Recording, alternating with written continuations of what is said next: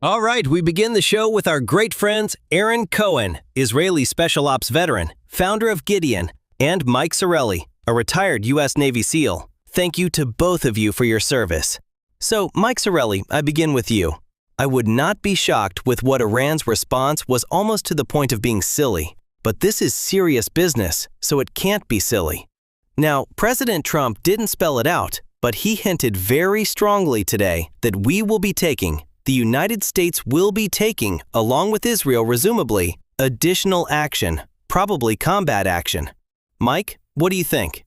I think President Trump was right to test diplomacy, but Iran is now using it both as a safe house and a delay tactic, and they had 47 years of treating red lines as suggestions because of the lack of consequences behind them. He did say something that I'll push against. He said that, the ceasefire is on life support. Guys, I can make the argument this ceasefire was clinically dead 2 weeks ago. And while diplomacy and pressure might have brought Iran to the table, only thing that they will understand is punishment to bring them to reality. We need to hit them hard, and we need to hit them now, and don't stop until we have 100% submission and surrender. Well, certainly, just on that point, I'm coming to you in a second, Aaron. But Mike, President today meeting with generals and other national security advisors, and he certainly gave out a lot of hints. I think he's going to push back pretty hard this time. I think he's going to adopt your attitude. General Keane has felt the same way. Many of us have felt the same way. But it looks almost certain. My only question is, where is it Karg, mainland? What are the parameters of this, shall we say, additional combat missions?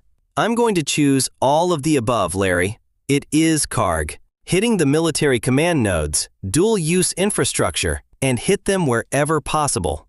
And to your point on the left, where they hide virtue or restraint and weakness with wisdom. I don't understand a party that would rather live on their knees than die on their feet. Any use of American power is a problem too. Sometimes, guys, might is right. And might is right in this case is just. It is Nobel.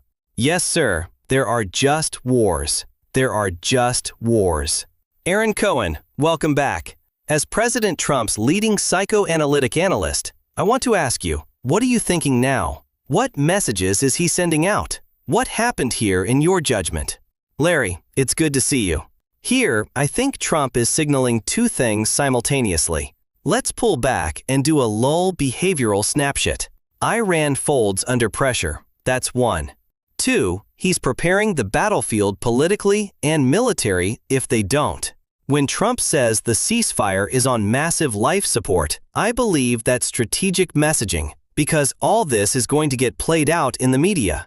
So I think he's telling Iran, you are about to run out of your last inches of runway. So Iran's response to the latest proposal, you listed it off, the sanctions and the blockade, recognizing, I think it was Hormuz, and pay some compensation. And I think there was talk of preserving parts of the nuclear program. Never going to happen. So that's regime survival terms. Trump rejected it immediately. So Iran is doing it again. What weakened regimes do after taking massive strategic damage, Larry? They are stalling, buying time, creating fear theater. That's my new term of the week. So trying to fracture that internal resolve. But military and economically, the regime is the weakest it's ever been in years. So the pressure campaign is working. The blockade is working.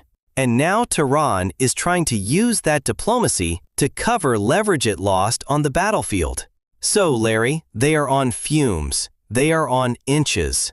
There's nothing there. There's nothing there in their economy. When the New York Times writes 4,000 or 5,000 words on how bad the Iranian economy is, that's something right there. Very interesting point, but Israel will join us, right? And I think Israel, which has been in charge of human resources and personnel, will do its work on the so-called current Revolutionary Guard leadership.